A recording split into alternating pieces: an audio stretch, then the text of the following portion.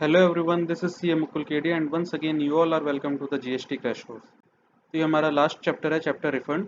उसमें हमने last class में हमने रिफंड से रिलेटेड कुछ इंपॉर्टेंट टर्म्स समझ ली थी, इम्पोर्ट एंड एक्सपोर्ट से रिलेटेड, जिसमें export of goods, export of service, उसके अलावा डीम्ड एक्सपोर्ट और जीरो रेटेड सप्लाई, ये और एक मर्चेंट एक्सपोर्ट। ये 5 टर्म्स है जो हमारे रिफंड के चैप्टर में यूज होंगी। रिफंड के प्रोविजन है सेक्शन 54 से 58 ऑफ सेंट्रल जीएसटी एक्ट। तो सबसे पहले सेक्शन 54 बताता है कि हमें किस टाइप के कितने रिफंड मिलने हैं और बेसिकली किस टाइम लिमिट में मिलने हैं। तो 54 में हमने कवर किया कि रिफंड हमें मिलेगा within 2 years from the relevant date. हमें रिफंड के लिए अप्लाई करना जरूरी है। अगर ये टाइम लिमिट हम मिस कर देते हैं तो हमारे पास कोई कॉन्डोनेशन का कोई प्रोविजन नहीं है जीएसटी एक्ट में। और स्पेशलाइज्ड एजेंसी है जिनको रिफंड मिलता है अंडर सेक्शन 55, उनका भी टाइम लिमिट सेक्शन 54 में दिया है। विद इन लॉ में लिखा है 6 months, बट उसको एक्सटेंड कर दिया नोटिफिकेशन के through within 18 months from the last date of the quarter in which inward supply is received. और कैश लेजर बैलेंस के लिए कोई टाइम लिमिट नहीं है। और रेलेवेंट डेट वो होती है जिस दिन हमारा रिफंड क्लेम करने का राइट एस्टेब्लिश हो जाता है। अब इसमें सेक्शन 54 आगे बात करता है refund of unutilised input tax credit. मतलब मेरा जो इलेक्ट्रॉनिक क्रेडिट लेजर है उसमें कोई बैलेंस है तो क्या मैं उसका रिफंड क्लेम कर सकता हूँ? तो उसके लिए लॉ में क्लियर लिखा है कि खाली 2 केसेस में मेरे को अनयूटिलाइज्ड आईटीसी का रिफंड मिलेगा। पहला, zero rated supply without payment of tax, मतलब मैं एक्सपोर्ट करता हूँ गुड्स या सर्विसेज अगेंस्ट बॉन्ड या एलयूटी, या फिर सप्लाई करता हूँ एसईजेड को। और दूसरा, इन्वर्टेड ड्यूटी स्ट्रक्चर। इन 2 केस के अलावा कोई सा ऐसा तीसरा केस नहीं है जिसमें मैं इनपुट टैक्स क्रेडिट का रिफंड क्लेम करूं। खाली 2 केस में मिलेगा, zero rated supply without payment of tax और इन्वर्टेड ड्यूटी स्ट्रक्चर। उसके अलावा चाहे मैं अपनी फैक्ट्री बंद कर दूं, मैं अपनी शॉप बंद कर दूं, और चाहे मेरा कितना भी क्रेडिट का बैलेंस खड़ा हो, उसका मेरे को कोई रिफंड नहीं मिलेगा। वो सारा बैलेंस नल एंड वॉइड हो जाएगा। मेरे को गवर्नमेंट को पे करना पड़ेगा by debiting the credit ledger. और इस केस में भी जो मैं रिफंड क्लेम करूंगा वो मेरे क्रेडिट लेजर में जो बैलेंस है उतना ही मैक्सिमम मेरे को रिफंड मिलेगा। और जैसे ही मैं रिफंड अप्लाई करूंगा मेरे को वो अमाउंट क्रेडिट लेजर में डेबिट करनी पड़ेगी, मतलब गवर्नमेंट को पे करनी पड़ेगी उतनी अमाउंट। क्रेडिट लेजर में से उस अमाउंट को मेरे को लेस करना पड़ेगा और जब मेरे को पेमेंट मिलेगी तो मेरे बैंक अकाउंट में आ जाएगा। It's like encashing your electronic input tax credit, उसको एनकैश करा लेना। तो इन दोनों रिफंड को समझ लेते हैं। सबसे पहले जीरो रेटेड सप्लाई। तो जीरो रेटेड सप्लाई के प्रोविजन है हम रूल 89 में। रूल 89 में सारे काफी रिफंड के प्रोविजन है, उसमें सब रूल 4 वो कवर करता है जीरो रेटेड सप्लाई को। अब यहाँ पे हमें रूल के साथ सब रूल याद करना जरूरी है क्योंकि ये काफी जगह यूज होते हैं। रूल 89, सब रूल 4, 4A, 4B, 5, इसलिए इनको हमें सब रूल के साथ ही याद करना जरूरी है, काफी इंपॉर्टेंट है ये। तो रूल 89 सब रूल 4 जीरो रेटेड सप्लाई के लिए। अभी मैं दोनों चीजों को साथ में कवर कर रहे हैं, सेक्शन 54 को भी कवर कर रहे हैं और रूल 89 को भी कवर कर रहे हैं। हम दोनों चीजों को साथ में कवर करके चल रहे हैं यहाँ पे। तो जीरो रेटेड सप्लाई के केस में अगर आपके goods are subject to export duty या सप्लायर को कोई ड्रॉबैक मिल जाता है जीएसटी का, तो उस केस में हमें रिफंड नहीं मिलेगा। मतलब कुछ आइटम्स होते हैं जिसके ऊपर एक्सपोर्ट ड्यूटी भी लगती है, जैसे कस्टम में इंपोर्ट ड्यूटी लगती है, वैसे कुछ आइटम्स के ऊपर एक्सपोर्ट ड्यूटी भी लगती है। तो अगर आपके आइटम के ऊपर एक्सपोर्ट ड्यूटी लगेगी तो आपको रिफंड नहीं मिलेगा। सिमिलरली अगर आपने कोई जीएसटी का ड्रॉबैक लिया है, अगर आपने फॉरेन ट्रेड पॉलिसी का कोई ड्रॉबैक लिया तब तो ठीक है, अलग चीज है। और अगर आपने कोई जीएसटी का ड्रॉबैक लिया तो उस केस में भी आपको रिफंड नहीं मिलेगा। और मैक्सिमम रिफंड अमाउंट कितना है, ये कोई फॉर्मूला नहीं है, सिंपल कंसेप्ट है। इसको समझना जरूरी है कि सपोज मेरी इनपुट टैक्स क्रेडिट है मेरा 1 करोड़ रुपीज का, और मैंने इस महीने डोमेस्टिक सेल भी की है, एक्सपोर्ट भी की है। मेरी एक्सपोर्ट की टर्नओवर थी 20% और डोमेस्टिक सेल है 80%। तो मेरे को 1 करोड़ में से कितना रिफंड मिलेगा? मेरे को 20% रिफंड मिलेगा।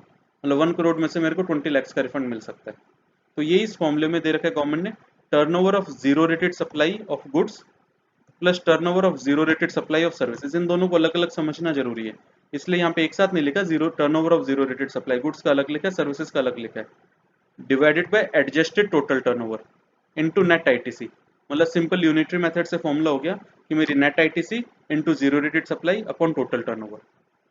अगर मैं इसको सिंपल टर्म्स में इस फॉर्मूले को समझूं कि मेरा इनपुट कितना है इस महीने का, या जिस भी पीरियड के लिए मैं रिफंड अप्लाई कर रहा हूँ, हो सकता है रिफंड 1 महीने के लिए अप्लाई करूँ, मैं 1 क्वार्टर के लिए अप्लाई करूँ, पूरे साल के लिए अप्लाई कर दूँ। तो पूरे पीरियड का मेरे net ITC into zero rated turnover या फिर एक्सपोर्ट टर्नओवर जिसे हम कहते हैं, divided by total turnover.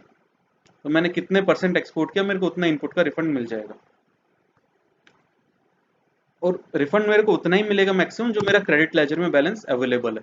Suppose मेरा इस फॉर्मूले से रिफंड आता है 1 लाख रुपीज़ पर, क्रेडिट लेजर में खड़े हैं 80,000 रुपीज़, तो मैं मैक्सिमम रिफंड ही 80,000 रुपीज़ का फाइल कर सकता हूँ। अब इन टर्म्स को समझ लेते हैं। नेट आईटीसी सबसे पहले। Net ITC means ITC availed on input and input services during the relevant period. इसमें कैपिटल गुड्स कवर नहीं है, इनपुट है, इनपुट सर्विसेज है। कैपिटल गुड्स इस टर्म में, कैपिटल गुड्स का मेरे को रिफंड नहीं मिलेगा, जीरो रेटेड सप्लाई अगर मैं विदाउट पेमेंट ऑफ टैक्स करता हूँ तो। अब दूसरी टर्म है turnover of zero rated supply of goods. ये काफी इंपॉर्टेंट टर्म है, इसमें अमेंडमेंट आई है अभी रिसेंटली मार्च 20 में, 23 मार्च को नोटिफिकेशन आई थी, उसके थ्रू इसको अमेंड किया है। तो इसको हमारे ध्यान से समझना जरूरी है। Zero rated supply of goods means वो टर्नओवर जो मैं अगेंस्ट बॉन्ड या एलयूटी कर रहा हूँ। अगर मैंने विदाउट बॉन्ड कोई सप्लाई कर दी तो उसको मैं ऑब्वियसली उसका मैं रिफंड आईटीसी का नहीं लूंगा, क्योंकि उसमें आउटवर्ड टैक्स का रिफंड क्लेम कर चुका। और ये मैं पहले बता चुका कि मैं पूरे साल में दोनों सप्लाई कर सकता हूँ, अगेंस्ट बॉन्ड भी कर सकता हूँ, विदाउट बॉन्ड भी कर सकता हूँ। तो यहाँ पे वही सप्लाई आएगी जो मैंने अगेंस्ट बॉन्ड या एलयूटी करी है। अगर मैंने ऑन पेमेंट ऑफ जीएसटी किया है तो वो मेरी जीरो रेटेड सप्लाई के, तो उसके अगेंस्ट मेरे को रिफंड नहीं मिलेगा। वो मेरे टोटल टर्नओवर में तो आएगा पर मेरे इस टर्नओवर में नहीं आएगा, जीरो रेटेड सप्लाई वाले टर्नओवर में नहीं आएगा। तो जीरो रेटेड सप्लाई का फॉर्मूला क्या है? Zero rated supply of goods against bond या एलयूटी, या फिर एक ये रिस्ट्रिक्शन लगा दी लॉ ने, 1.5 times the domestic value of similar goods which ever is less. तो इसको एक बार आप समझो कि सपोज मैंने कोई एक्सपोर्ट करी अगेंस्ट एलयूटी और उस एक्सपोर्ट की वैल्यू है मेरी 1,60,000 रुपीज। मैंने 1,60,000 रुपीज का इन्वॉइस बना के कोई एक्सपोर्ट कर दी। अब गवर्नमेंट कहती है कि आप उसकी ट्रांजैक्शन को डोमेस्टिक वैल्यू देखो। तो डोमेस्टिक वैल्यू सपोज आती है मेरी उसकी 1 लाख रुपीज। तो गवर्नमेंट ने एक लिमिट लगाती कि जो अगर आपकी डोमेस्टिक मार्केट में उसकी आइटम की वैल्यू 1 लाख है तो आपका मैक्सिमम एक्सपोर्ट वैल्यू 1,50,000 मानेंगे, मतलब 1.5 टाइम्स द डोमेस्टिक वैल्यू। ये हम मैक्सिमम वैल्यू मानेंगे to consider your zero rated supply of goods turnover. तो यही अगर मेरी सपोज एक्सपोर्ट टर्नओवर होती 1,25,000 और मेरी डोमेस्टिक मार्केट में वैल्यू होती उस आइटम की 1 लाख रुपीज, तो उस केस में 1,25,000 लेता। लेकिन अगर मेरी एक्सपोर्ट 1,50,000 से ज्यादा है तो लॉ ने लिमिट लगा दी, एक आर्बिट्री लिमिट लगा दी कि मैं 1,50,000 से ज्यादा उसकी एक्सपोर्ट टर्नओवर नहीं मान सकता। और ये कई केसेस में फ्रॉड हो रहा था कई बार कि लोग एक्सपोर्ट क्लेम करके ज्यादा रेट पे एक्सपोर्ट दिखा के रिफंड क्लेम कर रहे थे। तो उसके लिए कुछ लोगों के चलते गवर्नमेंट ने सबके ऊपर ये रिस्ट्रिक्शन लगा दी कि आप डोमेस्टिक मार्केट की 1.5 टाइम्स वैल्यू से ज्यादा का रिफंड क्लेम नहीं कर सकते, मतलब एक्सपोर्ट टर्नओवर आप उतनी उससे ज्यादा नहीं बता सकते। अब इसमें काफी क्वेश्चन आएंगे, काफी इशू होगा कि डोमेस्टिक वैल्यू कैसे निकालें। कई बार होता है कि एक्सपोर्ट में मेरा फ्रेट ज्यादा होता है, एक्सपोर्ट में कई बार कई इश्यूज होते हैं जिनसे मेरा एक्सपोर्ट टर्नओवर ज्यादा होती है। और यहाँ पे उन सबको कवर करने के लिए लॉ ने खाली एक सिंपल 50% का मार्कअप आपको ऐड कर दिया। अब ये वैल्यू के ऊपर भी क्वेश्चन आएगा कि वैल्यू निकालें कैसे। तो एक बार लॉ ने तो क्लियर कर दिया कि जो वैल्यू जो सप्लायर डिक्लेयर करें हम उसी को मान लेंगे, पर इसकी चेकिंग कैसे होगी ये अभी तक इसके बारे में लॉ में कोई गाइडलाइंस नहीं आई है। अब दूसरी टर्म है turnover of zero rated supply of services. ये भी काफी इंपॉर्टेंट टर्म है और इसको समझना काफी, ये थोड़ी डिफरेंट है इसको। जो यहाँ पे हम गुड्स के केस में तो हमने ठीक है नॉर्मल कह दिया कि जो मेरी गुड्स की सेल है, जो मेरी P&L अकाउंट की सेल है, उसमें ठीक है 1.5 टाइम्स की एक रिस्ट्रिक्शन लगा दी, वो एक अलग चीज है। पर सर्विस के केस में ये नहीं है कि मैंने सीधा P&L से सेल उठा दी, एक्सपोर्ट ऑफ सर्विस की टर्नओवर उठा ली, नहीं। हमने ऊपर एक्सपोर्ट ऑफ गुड्स के केस में देखा था कि जब हमने गुड्स इंडिया के बाहर भेज दिए तो उसे एक्सपोर्ट ऑफ गुड्स मान लेते हैं, वहां पे फॉरेन करेंसी में पेमेंट आने की कोई बात नहीं कही थी। पर जहां पे हमने एक्सपोर्ट ऑफ सर्विस की डेफिनेशन लिखी थी तो उसमें था कि एक्सपोर्ट ऑफ सर्विस के केस में एक तो प्लेस ऑफ सप्लाई इंडिया से बाहर होना चाहिए, सप्लायर इंडिया में, रेसिपिएंट इंडिया के बाहर। उसके अलावा एक कंडीशन उसमें और थी कि जो उसकी पेमेंट है वो मेरे को फॉरेन करेंसी में मिलनी चाहिए, या फिर INR अगर परमिटेड बाय RBI। तो एक्सपोर्ट ऑफ सर्विस मेरा कब कंप्लीट होता है? जब मैंने इनवॉइस इशू कर दिया एंड मेरे को उसकी पेमेंट भी मिल गई, मतलब मेरे को दोनों ट्रांजेक्शन कंप्लीट करनी है। पहली ट्रांजेक्शन इनवॉइस इशू करना, दूसरी ट्रांजेक्शन पेमेंट रिसीव करना। और ऊपर मैंने रेलेवेंट डेट के केस में भी बताया कि रेलेवेंट डेट वहां से काउंट होती है जब मेरी दोनों ट्रांजेक्शन कंप्लीट हो जाए। तो ये दोनों ट्रांजेक्शन कंप्लीट होने के बाद मेरा एक्सपोर्ट ऑफ सर्विस माना जाएगा, उसी के बाद मैं उसको zero rated supply of services के टर्नओवर में ऐड करूंगा। तो इसको एक बार हम फॉर्मूले से समझ लेते हैं। फॉर्मूला क्या कहता है कि सपोज मेरे को मार्च मंथ में पेमेंट मिली 10 लाख रुपीज, ठीक है। अब 10 लाख रुपीज में से मेरे को 2 लाख रुपीज का तो एडवांस मिला है जिसकी अगेंस्ट में सप्लाई अप्रैल या मई में कभी आगे जाके करूंगा। तो ऑब्वियसली वो 2 लाख रुपीज की मैंने अभी सर्विस सप्लाई नहीं करी, वो मेरी टर्नओवर का पार्ट नहीं है। तो मेरी टर्नओवर कितनी रह गई? 8 लाख रुपीज। अब इस 8 लाख रुपीस के अलावा कुछ ऐसे एडवांस मेरे को पीछे मिला था, फेब में मिला था या जनवरी में एडवांस मिला था 1 लाख रुपीस का, उसके अगेंस्ट मैंने इनवॉइस मार्च में इशू किया है। तो ऑब्वियसली जो अगर मेरे को पेमेंट पहले मिल गई तो वो मेरी 10 लाख में भी नहीं आ रहा, क्योंकि 10 लाख तो मेरे को मार्च में फ्रेश पेमेंट मिली है।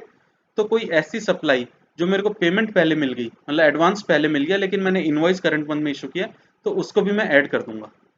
तो तो मेरी टोटल टर्नओवर में मानूंगा 9 लाख रुपीस। तो इसको एक तरह से आप ये समझ लो, वो ट्रांजेक्शन जहां पे आपका इनवॉइस भी इशू हो रहा है और पेमेंट भी रिसीव हो रही है, मतलब जहां पे दोनों लेग्स ट्रांजेक्शन के कंप्लीट हो रहे हैं, इनवॉइस इशू करना और पेमेंट रिसीव करना, जहां पे दोनों लेग्स ट्रांजेक्शन के कंप्लीट हो रहे हैं, मैं उस ट्रांजेक्शन को जीरो रेटेड सप्लाई की डेफिनेशन में ऐड करूंगा, या मतलब जीरो रेटेड सप्लाई मानूंगा। तो इसका फॉर्मूला क्या कहता है? फॉर्मूला सिंपल, इसको कॉमन टर्म्स में समझना पड़ेगा कि एग्रीगेट पेमेंट रिसीव्ड की कितनी मेरे को पेमेंट मिली, उस पेमेंट में से जो एडवांस मेरे को फ्यूचर में सर्विस सप्लाई करने के लिए मिला उसको लेस कर दो, क्योंकि ये मेरी अभी सप्लाई नहीं हुई है। उसके अलावा वो जो मेरे को एडवांस पीछे के महीने में मिल गया था लेकिन मैंने इनवॉइस करंट मंथ में इशू किया है, तो ये मेरे करंट पेमेंट में नहीं आ रहा है, इसलिए इस ट्रांजेक्शन इस अमाउंट को ऐड कर दो जो इनवॉइस मैंने इशू किया पर उसका एडवांस मेरे को पहले ही मिल चुका था। तो ये मेरा हो जाएगा zero rated supply of service. इसको वापस मतलब सिंपल टर्म्स में समझ लो, जहां पे आपका इनवॉइसिंग और पेमेंट दोनों कंप्लीट हो जाए, हमें उस फिगर को यहाँ पे जीरो रेटेड सप्लाई में ऐड करना है। तो अगर मैं पेमेंट से स्टार्ट करता हूँ, तो मैं जो पेमेंट मिली पेमेंट में से एडवांस को हटा दूंगा, लेकिन जो पेमेंट मेरे को पीछे के महीनों में मिल चुकी जिनका इनवॉइस मैं करंट में इशू कर चुका उसको मैं ऐड कर दूंगा। फिर अगली टर्म है मेरी adjusted total turnover. Adjusted total turnover में sum of turnover of goods, turnover of goods तो मैं जो नॉर्मल पकड़ लेता हूँ वही ऐड कर लूंगा जो मेरे पीएनएल में आता है, टर्नओवर ऑफ गुड्स। फिर turnover of non zero rated supply of service, ये भी फिगर में पीएनएल से ले लूंगा, जो मैंने डोमेस्टिक सर्विसेज सप्लाई करी है वो फिगर में पेमेंट पीएनएल अकाउंट से ले लूंगा, इसमें पेमेंट आई नहीं आई कुछ चेक नहीं करूंगा।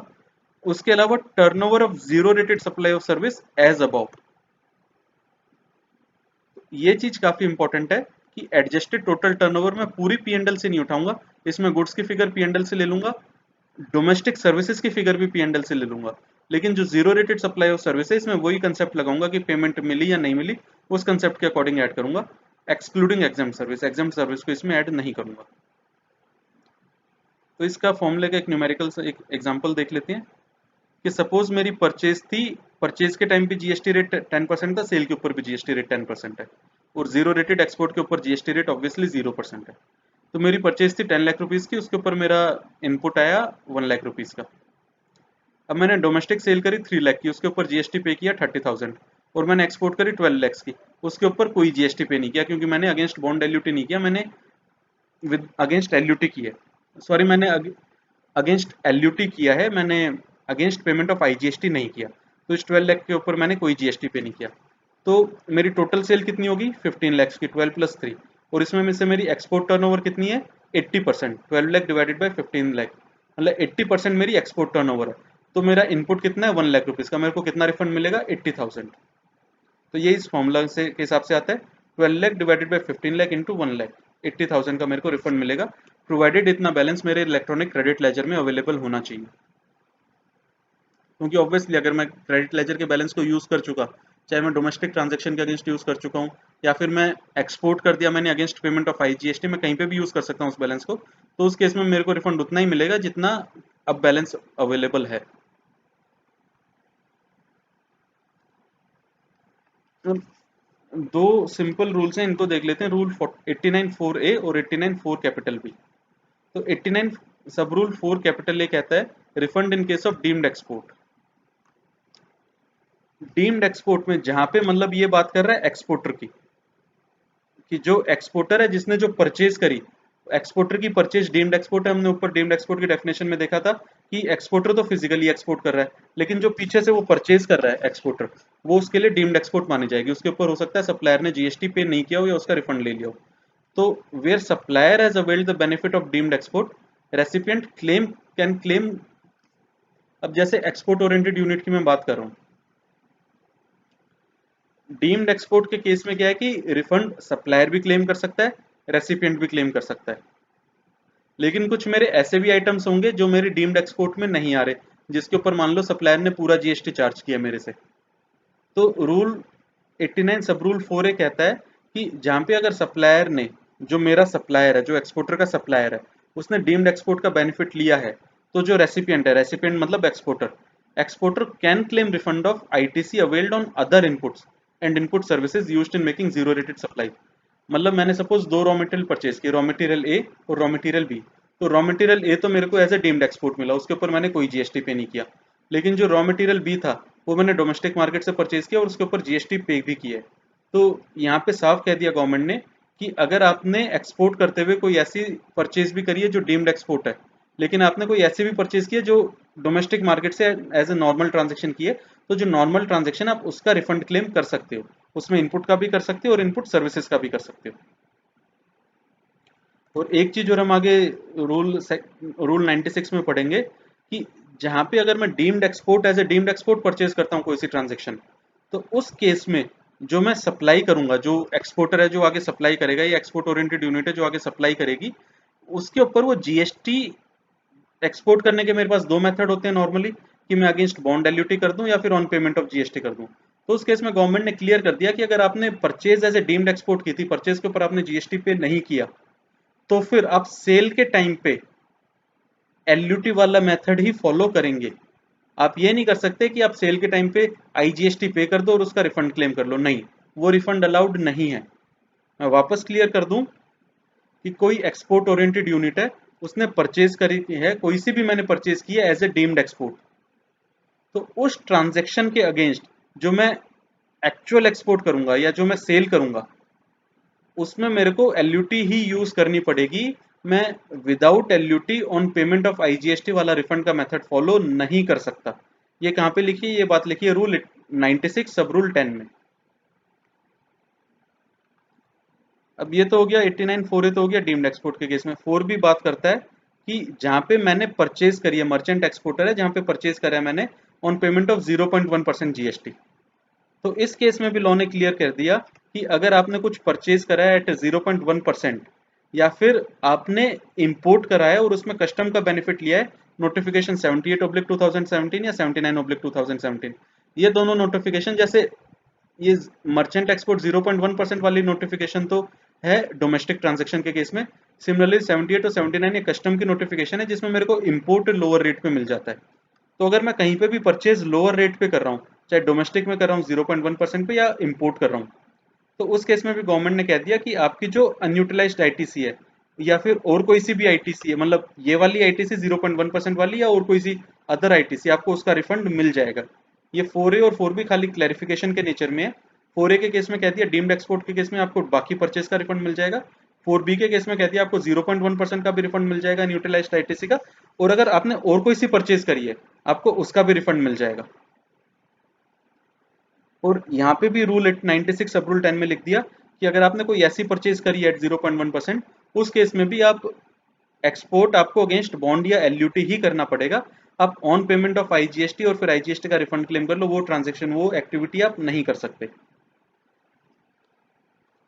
और अगली चीज कि जो 4A और 4B में जो मैं टर्नओवर लूंगा, इस टर्नओवर को मेरे को जो ऊपर मैंने 89 सब रूल 4 में जो जीरो रेटेड सप्लाई का रिफंड था, या 89 सब रूल 5 जो इन्वर्टेड ड्यूटी स्ट्रक्चर का रिफंड क्लेम करूंगा, उससे मेरे को इस टर्नओवर को हटाना पड़ेगा। मतलब ये जो इन दोनों फॉर्मूले के लिए जो भी मैं इनपुट लेता हूं या फिर जो भी मैं टर्नओवर लेता हूं, इस टर्नओवर या इनपुट को मेरे को नॉर्मल टर्नओवर या नॉर्मल इनपुट से हटाना पड़ेगा। उसके बाद ही मैं रूल 89 सब रूल 4 अप्लाई करूंगा या 89 सब रूल 5 अप्लाई करूंगा। तो पहले मैं 4A 4B की वर्किंग कर लूंगा अगर कोई सी आती है तो, और उसके बाद उस अमाउंट को हटा के मैं नॉर्मल 4 और 5 की वर्किंग करूंगा। अब रूल 89 सब रूल 5 ये बात करता है इन्वर्टेड ड्यूटी स्ट्रक्चर के टर्नओवर के केस में। तो सेक्शन 54 में क्लियर किया है कि अगर आपका क्रेडिट इन्वर्टेड ड्यूटी स्ट्रक्चर में आया, इन्वर्टेड ड्यूटी स्ट्रक्चर क्या होता है कि आपके इनपुट जो आपने रॉ मटेरियल परचेज किया उसके ऊपर जीएसटी की रेट ज्यादा है, और जो आप गुड्स फिनिश्ड गुड्स सेल कर रहे हो उसके ऊपर जीएसटी की रेट कम है। सपोज मैं जो आइटम कुछ मैन्युफैक्चर करता हूँ तो उसके लिए दो रॉ मटेरियल यूज करता हूँ, रॉ मटेरियल ए और रॉ मटेरियल बी। उसमें से सपोज किसी भी एक रॉ मटेरियल की जीएसटी रेट 18% है, लेकिन जो मैं आउटवर्ड सप्लाई जो सेल कर रहा हूँ उसकी रेट मेरी 5 या 12% है। मतलब परचेज के ऊपर जीएसटी ज्यादा रेट से पे कर रहा हूँ, सेल के ऊपर जीएसटी कम रेट से पे कर रहा हूँ। तो उसके लिए गवर्नमेंट ने क्लियर कर दिया कि आपका आइटम इन्वर्टेड ड्यूटी स्ट्रक्चर में आता है, और ऑब्वियसली मेरी आईटीसी एक्यूमुलेट होती रहेगी। जैसे मोबाइल फोन होते हैं, मोबाइल के फोन के केस में जीएसटी लगता है 12%, लेकिन जो मोबाइल फोन के कंपोनेंट्स होते हैं उसके ऊपर जीएसटी लगता था 18%। तो ऐसे केसेस के लिए गवर्नमेंट ने क्लियर कर दिया कि आपकी परचेज 18% पे हो रही है, सेल 12% पे हो रही है, तो ऑब्वियसली आप जितना बिजनेस करोगे आपको उतना इनपुट एक्यूमुलेट होता रहेगा। तो उस केस में गवर्नमेंट ने मेरे को इन्वर्टेड ड्यूटी स्ट्रक्चर में रिफंड अलाउ कर दिया है। Except supply of notified goods, लेकिन हाँ इसमें से कुछ नोटिफाइड गुड्स को गवर्नमेंट ने बाहर कर दिया। तो नोटिफाइड गुड्स में पहले तो एक फैब्रिक भी था, फैब्रिक के ऊपर 5% होती है नॉर्मली जीएसटी रेट। तो पहले फैब्रिक के ऊपर भी रिफंड नहीं मिलता था, पर इसको गवर्नमेंट ने बाद में अमेंड कर दिया और फैब्रिक को अलाउ कर दिया, मतलब उस नोटिफिकेशन से फैब्रिक को रिमूव कर दिया। तो फैब्रिक के ऊपर जीएसटी का रिफंड मिलता है इन्वर्टेड ड्यूटी स्ट्रक्चर का। रेलवे आइटम्स हैं, कुछ रेलवे के आइटम्स है, नोटिफिकेशन में आप देख लेना अगर आपके रेलेवेंट हो रही हो। तो रेलवे आइटम्स के केस में हमें नहीं मिलता। और similarly construction of building, building के ऊपर जैसे 12% जीएसटी लगता है कंस्ट्रक्शन एक्टिविटी के ऊपर, लेकिन सीमेंट है, सीमेंट पे 28% लगता है, स्टील, सीमेंट स्टील वगैरह पे उनके ऊपर काफी हाई रेट लगता है। तो उस केस में हमें, ठीक है, हमें इनपुट तो मिल जाएगा, लेकिन अगर सपोज मेरा कोई इनपुट एक्यूमुलेट होता जा रहा है तो मैं उसका कोई रिफंड क्लेम नहीं कर सकता, ठीक है, बुक्स में इनपुट खड़ा रहेगा। अब इसका भी रिफंड का फॉर्मूला देख लेते हैं। ये similarly export turnover, export refund के फॉर्मूले की तरह ही है। उसमें हम देख लेते थे turnover of zero rated supply, यहाँ पे हम लिखते हैं turnover of inverted rated supply of goods या services into net ITC divided by adjusted total turnover. Same वही फॉर्मूला, बस उसमें जीरो रेटेड सप्लाई को रिप्लेस कर दिया इन्वर्टेड रेटेड गुड्स या सर्विसेज से। पर इसमें एक चीज हमने एक्स्ट्रा करी है, क्योंकि वहां पे जीरो रेटेड सप्लाई के ऊपर कोई जीएसटी पे नहीं करते थे, इसलिए हम कुछ लेस भी नहीं करते थे। लेकिन यहाँ पे मैं इन्वर्टेड रेटेड सप्लाई है उसके ऊपर कुछ तो जीएसटी पे कर रहा हूँ ना। आप इसको एक बार समझना एक चीज को, कि ठीक है मैंने परचेज के टाइम पे 18% जीएसटी पे किया, लेकिन जब मैं सेल कर रहा हूँ तो उस पर चाहे मैं 5% ही जीएसटी पे कर रहा हूँ, पर कुछ तो जीएसटी में पे भी कर रहा हूँ। तो उसके लिए मेरे को ये नहीं है कि पूरे आईटीसी का रिफंड मिल जाएगा, नहीं ऐसा नहीं है। मैं जितना जीएसटी पे कर रहा हूँ इन्वर्टेड रेटेड सप्लाई पे, उतना मेरे को जीएसटी लेस करना पड़ेगा, मेरे को बैलेंस का रिफंड मिलेगा। और दूसरी कंडीशन पहले ही रहेगी कि जो मैक्सिमम मेरे को उतना ही रिफंड मिलेगा जितना इलेक्ट्रॉनिक क्रेडिट लेजर में मेरा बैलेंस अवेलेबल है, उससे ज्यादा तो ऑब्वियसली मैं रिफंड क्लेम कर ही नहीं सकता। तो इसका फॉर्मूला क्या है, turnover of inverted rated supply into net ITC divided by adjusted total turnover minus tax payable on such inverted rated supply of goods या सर्विसेज। और इसमें एक और डिफरेंस है, नेट आईटीसी की डेफिनेशन में काफी इंपॉर्टेंट डिफरेंस है। Net ITC means ITC availed on inputs या फिर इनपुट सर्विसेज। नहीं फ्रेंड्स, इनपुट सर्विसेज का इन्वर्टेड ड्यूटी स्ट्रक्चर के केस में रिफंड नहीं मिलता। ऑल्दो मेरे को सेक्शन 54 कहीं पे मना नहीं कर रहा, पर रूल 89.5 मेरे को मना कर देता है। रूल 89.5 के अकॉर्डिंग मेरे को इन्वर्टेड सर्विसेज का रिफंड इन्वर्टेड ड्यूटी स्ट्रक्चर के केस में नहीं मिलेगा। जीरो रेटेड सप्लाई के केस में इनपुट और इनपुट सर्विसेज दोनों का मिलता था, पर इन्वर्टेड ड्यूटी स्ट्रक्चर के केस में खाली इनपुट्स का मिलेगा, और कैपिटल गुड्स का रिफंड मेरे को किसी भी केस में नहीं मिलेगा। तो इसका भी फॉर्मूला देख लेते हैं। ये वही टर्म्स है, जो वही फिगर्स है जो हमने ऊपर कवर की थी, कि परचेज मेरी 10 लाख की, उसके ऊपर मैंने 1 लाख का इनपुट पे किया। सेल मेरी नॉर्मल सेल है 3 लाख की, उसके ऊपर मैंने 30,000 का जीएसटी पे किया। इन्वर्टेड सेल है मेरी एट 5%, पहले ऊपर थी मेरी 0%, यहाँ पे 5%, तो वो मेरी 12 लाख है, उसके ऊपर मैंने यहाँ पे 60,000 का जीएसटी पे किया। ऊपर वाला जो हमारा फॉर्मूला था उसमें हमको जीएसटी पे नहीं कर रहे थे, यहाँ पे हम 60,000 का जीएसटी पे कर रहे हैं। तो मेरा रिफंड कितना बना, 1 lakh into 12 lakhs divided by 15 lakhs, मतलब 1 लाख का 80%, तो वो हो गया मेरा 80,000। 80,000 में से मैं 60,000 का तो जीएसटी पे कर ही रहा हूँ, तो वो मैं लेस कर दूंगा, मेरे को मैक्सिमम रिफंड मिलेगा 20,000 का। लेकिन रिफंड मेरे को मैक्सिमम उतना ही मिलेगा जितना मेरा क्रेडिट लेजर में बैलेंस अवेलेबल है। तो जैसे अगर मान लो इस केस में मान लो और कोई ट्रांजेक्शन नहीं होती, कोई ओपनिंग बैलेंस नहीं होता और कोई एक्टिविटी नहीं होती, तो मेरा जीएसटी का इनपुट है टोटल 1 लाख का और लाइबिलिटी है टोटल 30,000 प्लस 60,000 90,000 की। तो इस केस में मेरा क्रेडिट लेजर में बैलेंस ही 10,000 मिलता, तो मैं रिफंड ही मैक्सिमम 10,000 का अप्लाई कर सकता हूँ। ऑल द फॉर्मूले के अकॉर्डिंग 20 आ रहा है, और मैं रिफंड ही मैक्सिमम 10,000 का अप्लाई कर पाता। 10,000 की फिगर कहाँ से है, 1 लाख की मेरी इनपुट है और 90,000 की मेरी लाइबिलिटी है टोटल। अब कुछ और पॉइंट्स जो सेक्शन 54 में और रूल 89 में लिखे हैं वो एक बार देख लेते हैं। अगर आप सप्लाई करते हो एसईजेड को, तो एसईजेड हमारा डीम्ड एक्सपोर्ट नहीं होता, वो जीरो रेटेड सप्लाई, हम ये कवर कर चुके। तो जीरो रेटेड सप्लाई के केस में, एसईजेड के केस में रिफंड हमेशा फाइल करेगा supplier. Supplier to file refund after goods या services are used for authorised operations and endorsed by the specified officer. इसमें ये एक चीज काफी इंपॉर्टेंट, ये ध्यान रखना कि एसईजेड को जब भी सप्लाई करते हो, तो उस केस में जो एसईजेड में जो भी गुड्स आते हैं, तो उसकी एक एंट्री होती है। एसईजेड का जो ऑफिसर होता है, बाहर एसईजेड का ऑफिसर होता है गेट पे, वो एंट्री करता है। तो वो ऑथराइज्ड ऑपरेशन के लिए गुड्स यूज होने चाहिए, और वो ऑफिसर एंडोर्स करेगा उसके ऊपर, इनवॉइस के ऊपर आपको एंडोर्समेंट करके देगा। सिमिलरली सर्विसेज के केस में भी हमें एंडोर्समेंट करानी पड़ती है ऑफिसर से, तो रिफंड हमें तभी मिलेगा अगर जो सप्लायर है वो, जो मैंने गुड्स या सर्विसेज जो भी सप्लाई करे हैं वो एंडोर्स होके मिल चुका मेरे को इनवॉइस ऑथराइज्ड ऑफिसर से, मैं उसी केस में एसईजेड के केस में रिफंड अप्लाई कर सकता हूँ। और एक चीज और लॉ में जो है कि अगर इंपोर्ट करती है एसईजेड, क्योंकि एसईजेड को हम इंडिया के बाहर का पार्ट मानते हैं, तो अगर एसईजेड कुछ इंपोर्ट करती है बाहर से तो वो ट्रांजेक्शन जीएसटी से एग्जेम्प्टेड है। एसईजेड अगर इंडिया से परचेज करती है तो वो जीरो रेटेड सप्लाई, उसको एक्सपोर्ट माना जाएगा। और एसईजेड अगर कोई बाहर से परचेज करती है, इंपोर्ट करती है, वो ट्रांजेक्शन जीएसटी से एग्जेम्प्टेड है। अब दूसरा हमारा डीम्ड एक्सपोर्ट है। डीम्ड एक्सपोर्ट मतलब मैंने किसी एक्सपोर्ट ओरिएंटेड यूनिट को कुछ सप्लाई किया, तो डीम्ड एक्सपोर्ट के केस में हमने क्लियर कर लिया था, वो डीम्ड एक्सपोर्ट के केस में रिफंड रेसिपिएंट भी फाइल कर सकता है, मतलब जो एक्सपोर्ट ओरिएंटेड यूनिट है जिसने जीएसटी पे किया, अगर मैंने जीएसटी पे किया है तो रेसिपिएंट भी रिफंड फाइल कर सकता है। सिमिलरली वो रिफंड सप्लायर भी फाइल कर सकता है, मतलब दोनों के पास ऑप्शन है। और अगर सप्लायर फाइल करेगा तो उसको डिक्लेरेशन, उसको रेसिपिएंट से एक डिक्लेरेशन लेनी पड़ेगी कि रेसिपिएंट ने उसका आईटीसी क्लेम नहीं किया। अगर रेसिपिएंट उसका आईटीसी क्लेम नहीं कर रहा तो उस केस में सप्लायर भी फाइल कर सकता है, नहीं तो अदरवाइज रेसिपिएंट भी डीम्ड एक्सपोर्ट के केस में रिफंड फाइल कर सकता है। तीसरा है कैजुअल टैक्सेबल पर्सन या फिर नॉन रेजिडेंट टैक्सेबल पर्सन। इनके लिए ये शुरू में, जैसे हमने सेक्शन उसमें पढ़ा था रजिस्ट्रेशन के चैप्टर में, ये लोग शुरू में एडवांस टैक्स पे करते हैं, तो एडवांस टैक्स का ऑब्वियसली रिफंड पे करेंगे क्योंकि एडवांस टैक्स हमेशा ज़्यादा पे करते हैं एस्टिमेटेड लायबिलिटी से।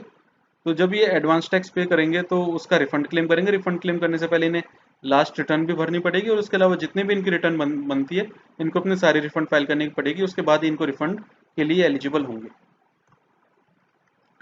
अब सेक्शन 54 सबसेक्शन 5 कहता है कि जो भी आपका रिफंड बना वो रिफंड बना के आप ट्रांसफर कर दो कंज्यूमर वेलफेयर फंड में। लेकिन अगर कंज्यूमर वेलफेयर फंड में ट्रांसफर करना है तो फिर हम इतनी मेहनत ही क्यों करें, हम इतनी सारी एक्टिविटी एक्सरसाइज ही क्यों करेंगे। तो उसके लिए गवर्नमेंट ने क्लियर कर दिया कि कुछ केसेस में रिफंड कंज्यूमर वेलफेयर फंड में नहीं जाएगा, वो आप एप्लीकेंट को दोगे। तो ये कौन से केसेस हैं? पहला case, refund of tax paid और आईटीसी यूज्ड इन, यहाँ पे पहले लैंग्वेज थी जीरो रेटेड सप्लाई, लेकिन अब उसको काट के कर दिया, अमेंड करके कर दिया एक्सपोर्ट। एक्सपोर्ट के केस में जो भी आप टैक्स पे कर रहे हो, टैक्स पे कर रहे हो मतलब विदाउट एलयूटी कुछ एक्सपोर्ट कर रहे हो या फिर आईटीसी यूज कर रहे हो मतलब अगेंस्ट एलयूटी कुछ एक्सपोर्ट कर रहे हो, दोनों ही केस में जो रिफंड फाइल होगा वो एप्लीकेंट को मिलेगा। एक्सपोर्टर, जो एक्सपोर्टर है उसको रिफंड मिलेगा।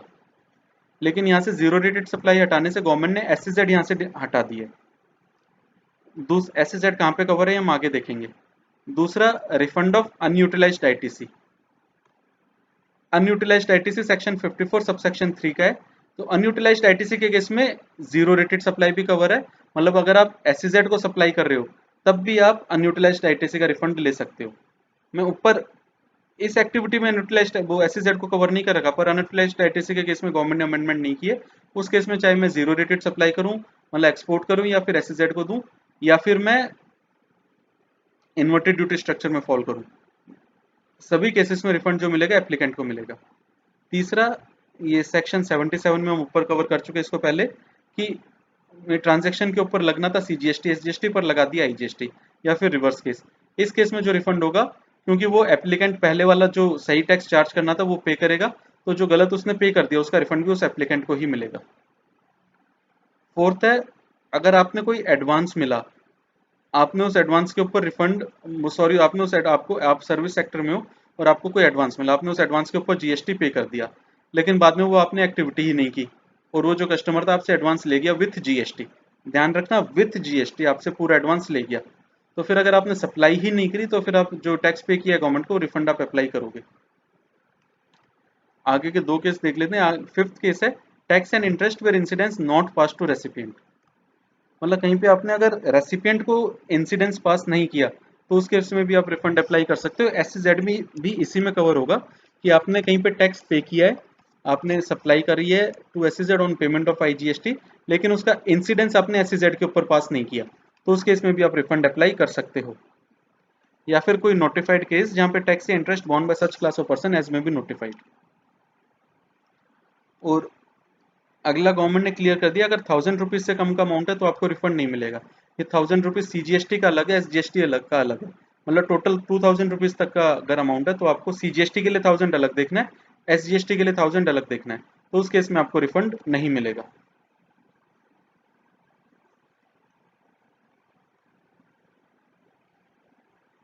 अब रिफंड का प्रोसेस देख लेते हैं। रिफंड के लिए हमें एक एप्लीकेशन फाइल करनी होगी RFD 01 में। लेकिन अगर आप एक्सपोर्ट करते हैं goods on payment of IGST, तो जो शिपिंग बिल फाइल होता है, एक्सपोर्टर शिपिंग बिल फाइल करते हैं एक्सपोर्ट करते टाइम, उसी को हम रिफंड एप्लीकेशन मान लेंगे। और अगर आपको कैश लेजर का रिफंड क्लेम करना है, तो लॉ में तो प्रोविजन दे रखा है कि जो आप GSTR 3 भी भरोगे या GSTR 3 भरोगे, आप उसी के थ्रू रिफंड क्लेम कर लो, पर वो अभी तक एनेबल नहीं करी गवर्नमेंट ने GSTR 3, तो उसके लिए RFD 01 में हमें रिफंड अप्लाई करना पड़ता है। नॉर्मली RFD 01 में होता है, लेकिन कैश लेजर के केस में RFD 01A में अप्लाई करना होता है। ये सारा प्रोसेस ऑनलाइन है, हमें ऑनलाइन जाके GST की साइट पर रिफंड अप्लाई करना होता है। अब रिफंड अप्लाई करेंगे तो उसके साथ डॉक्यूमेंट्स भी लगाने पड़ते हैं। तो दो तरीके के डॉक्यूमेंट्स होते हैं। पहला डॉक्यूमेंट ये एस्टेब्लिश करने के लिए कि रिफंड ड्यू है, मतलब आपका रिफंड बनता है, आपको पहले ही एस्टेब्लिश करना पड़ेगा। और दूसरा डॉक्यूमेंट है अनजस्ट एनरिचमेंट का। अनजस्ट एनरिचमेंट आप समझ लो, अनजस्ट एनरिचमेंट के बिना GST में कोई भी रिफंड नहीं मिलता। अनजस्ट एनरिचमेंट का मतलब हो गया कि आपको रिफंड देने से ये नहीं हो कि आपको कुछ अनड्यू बेनिफिट मिल रहा है। सपोज मैंने कोई सेल करी 1 लाख रुपीज की, उसके ऊपर GST नहीं लगना था, पर मैंने कस्टमर से 18,000 रुपीज का GST चार्ज कर दिया और गवर्नमेंट को GST पे भी कर दिया। पर बाद में मेरे को पता चलता है उसके ऊपर तो GST लगना ही नहीं था। पर मैं, क्योंकि मैंने कस्टमर से GST ऑलरेडी चार्ज कर रखा है, तो मैं उसका रिफंड क्लेम नहीं कर सकता, क्योंकि वो मेरे लिए फिर अनजस्ट एनरिचमेंट हो जाएगा। तो जहाँ पे अगर अनजस्ट एनरिचमेंट है तो उसका आपको एस्टेब्लिश करना पड़ेगा कि that there is no unjust enrichment. तो उसका अगर 2 लाख रुपए से कम का रिफंड है, तब तो मेरे को डिक्लेरेशन देनी पड़ेगी, लेकिन 2 लाख रुपए से ज्यादा का रिफंड है तो मेरे को CA या फिर CWA से CMA से कोई सर्टिफिकेट लेना पड़ेगा। लेकिन 5 केसेस हैं जिनके केस में गवर्नमेंट ने अनजस्ट एनरिचमेंट के एग्जाम्पशन दे दी। पहला, अगर आप एक्सपोर्ट करते हो ऑन पेमेंट ऑफ टैक्स या फिर अगेंस्ट ITC, क्योंकि एक्सपोर्ट के केस में ऑब्वियसली जो कस्टमर है बाहर बैठा, आप उससे कोई GST चार्ज ही नहीं करते, तो अनजस्ट एनरिचमेंट का क्वेश्चन ही नहीं आता। दूसरा, अगर आप अनयूटिलाइज्ड ITC का रिफंड लेते हो, तो ऑब्वियसली जो ITC आपकी बुक्स में खड़ी है वो आपकी खुद की ITC है, उसमें अनजस्ट एनरिचमेंट का क्वेश्चन नहीं आता। उस केस में हमें कोई डिक्लेरेशन या सर्टिफिकेट नहीं देना। तीसरा, अगर मैंने इंटर स्टेट की जगह इंटर स्टेट में टैक्स पे कर दिया। और फोर्थ, अगर मैंने एडवांस के ऊपर टैक्स पे कर दिया पर सप्लाई ही नहीं कर दिया आगे। और लास्ट, पहले तो ये 4 केस हो गए, और लास्ट केस है ये वाला, ये टैक्स और interest borne by such class of person as specified. इस केस में भी मेरे को अनजस्ट एनरिचमेंट की डिक्लेरेशन नहीं देनी, मतलब डिक्लेरेशन मेरे को खाली एक ही केस में देनी है, tax and interest paid where incidence not pass to recipient. जहां पे मेरे को ये चीज प्रूव करनी है, उसी केस में मेरे को अनजस्ट एनरिचमेंट की डिक्लेरेशन देनी है या फिर सर्टिफिकेट देना है।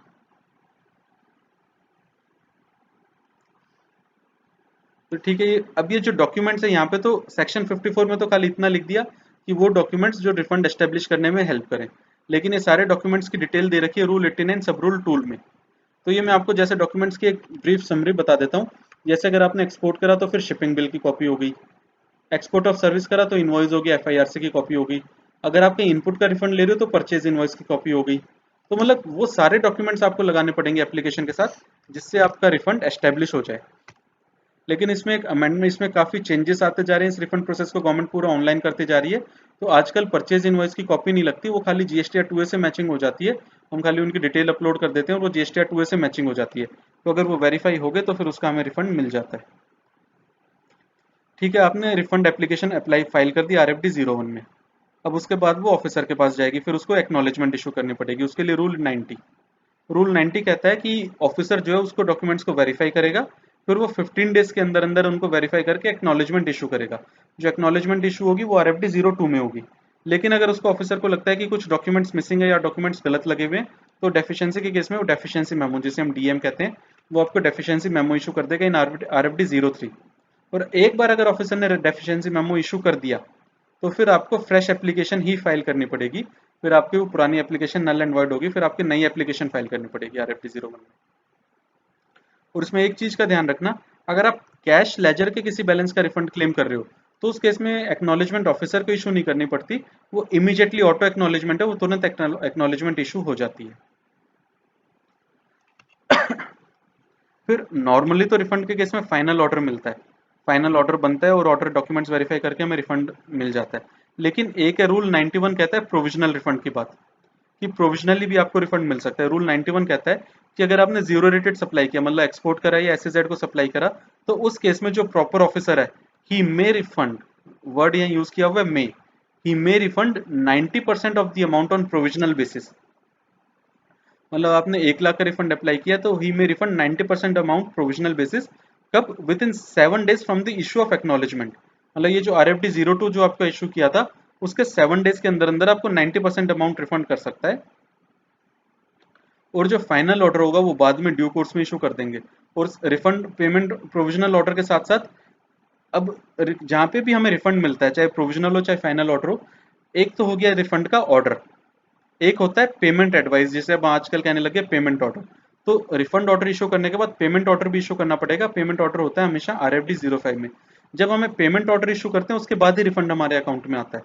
मतलब अगर ऑफिसर को 2 ऑर्डर इशू करने होते हैं, एक तो RFD 04, एक RFD 05। अगर खाली RFD 054 कर दिया तो ठीक है, आपका रिफंड को उसने रिफंड तो बना दिया, पर वो आपको भी पेमेंट नहीं किया। पेमेंट ऑर्डर को मान लो एक तरह से आपका DD हो गया, कि ठीक है गवर्नमेंट ने एक ऑर्डर बना के छोड़ दिया, कि रिफंड ऑर्डर बना के छोड़ दिया कि ठीक है आपको इतने पैसे देने हैं, पर अभी उसको पेमेंट करने के लिए नहीं भेजा, मतलब पेमेंट ऑर्डर इशू नहीं किया। तो प्रोविजनल ऑर्डर तो हो गया RFD 04 में। फिर फाइनल ऑर्डर होता है RFD 06 में, ये आता है रूल 92 में। फाइनल ऑर्डर कहता है कि जैसे ही ऑफिसर होगा, पहले चलो प्रोविजनल ऑर्डर होता है खाली जीरो रेटेड सप्लाई में, लेकिन हर GST रिफंड के केस में, फिर चाहे वो जीरो रेटेड सप्लाई हो, चाहे उसका प्रोविजनल ऑर्डर इशू हो रखा हो, चाहे नहीं हो रखा हो, चाहे इन्वर्टेड स्ट्रक्चर हो, हर केस में ऑफिसर को एक फाइनल ऑर्डर इशू करना पड़ेगा RFD 06 में। और उसके लिए लॉ ने टाइम लिमिट लग दी कि it has to be issued within 60 days from the date of filing refund application.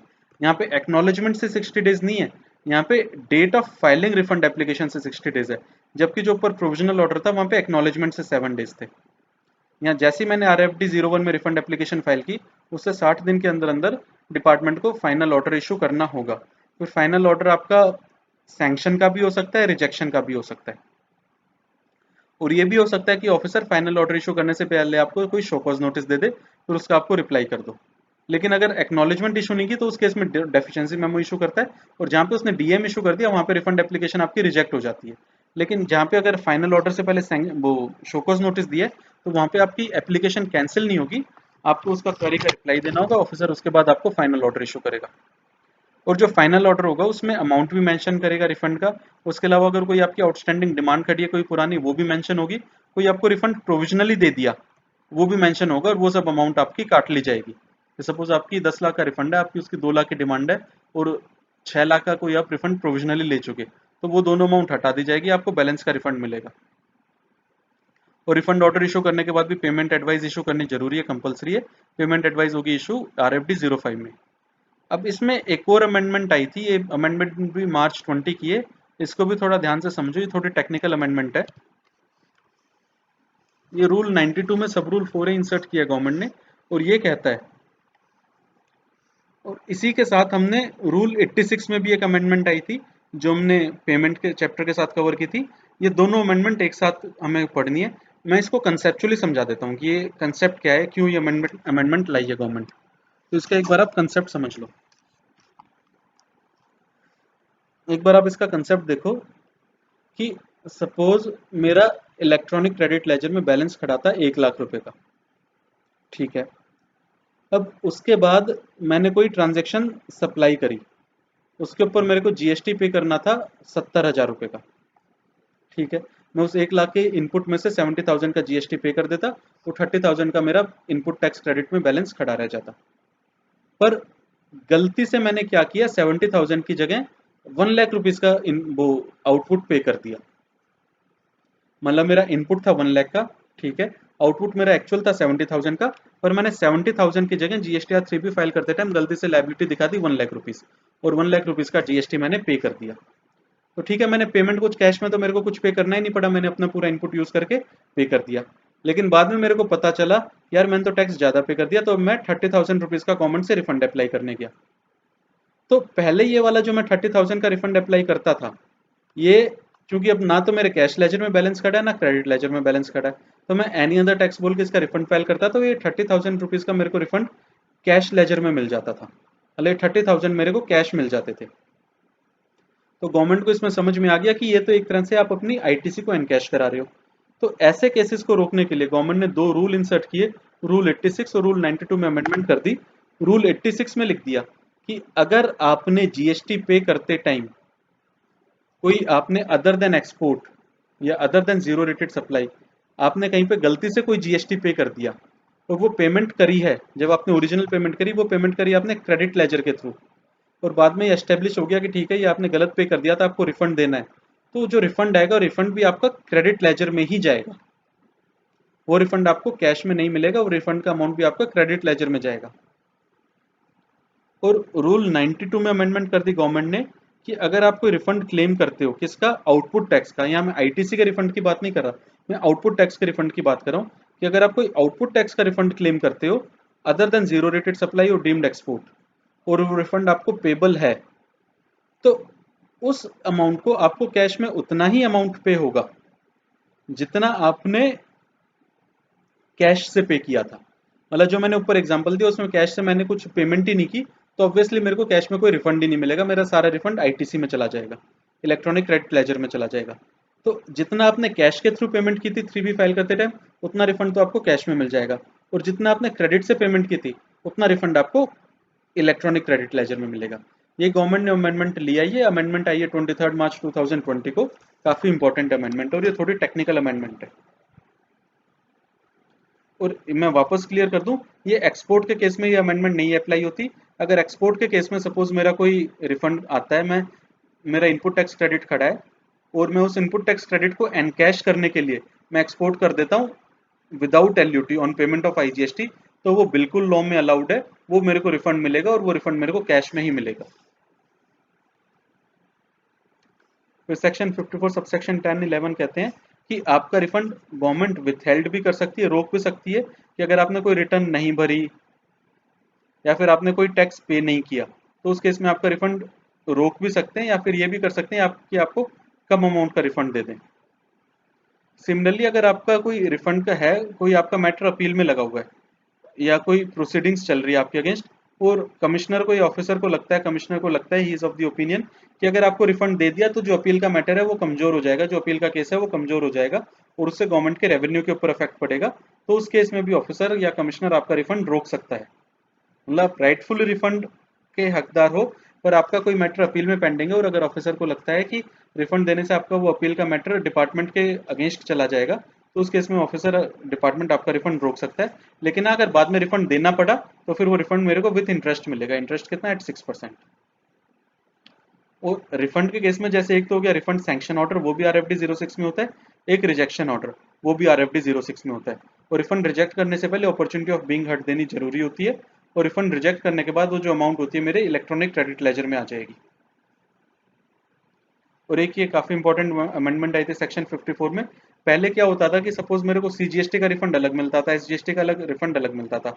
मेरे को सीजीएसटी और आईजीएसटी के रिफंड तो मिलते थे सेंट्रल से, सेंट्रल जो मेरा जो एक्साइज डिपार्टमेंट होता था पहले, मतलब जो सेंट्रल जीएसटी का ऑफिस है, मेरे को सीजीएसटी और आईजीएसटी का रिफंड तो मिलते थे सेंट्रल जीएसटी ऑफिस से, और एसजीएसटी का रिफंड मिलता था स्टेट जीएसटी ऑफिस से।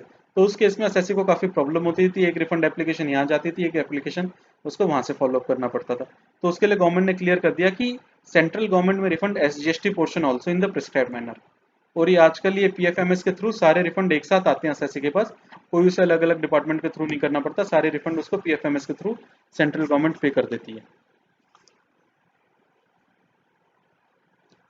तो फ्रेंड्स ये हमने रूल 89 से हमने काफ़ी इसमें कवर कर लिया। अब हमारे मेन बचा रूल 96, रूल 96A और 96B। उसके अलावा रिफंड के आगे के थोड़े सेक्शंस हैं, तो इसको हम थोड़ा नेक्स्ट वीडियो में कवर करेंगे। ये काफ़ी इंपॉर्टेंट टॉपिक और इसमें काफ़ी ज़्यादा अमेंडमेंट आई है, इसलिए थोड़ा बड़ा लेंथी भी हो रहा है टॉपिक ये। फ्रेंड्स आपको मेरे अगर वीडियोस अच्छे लग रहे हैं then please do like and subscribe my channel and forward my videos. Thank you.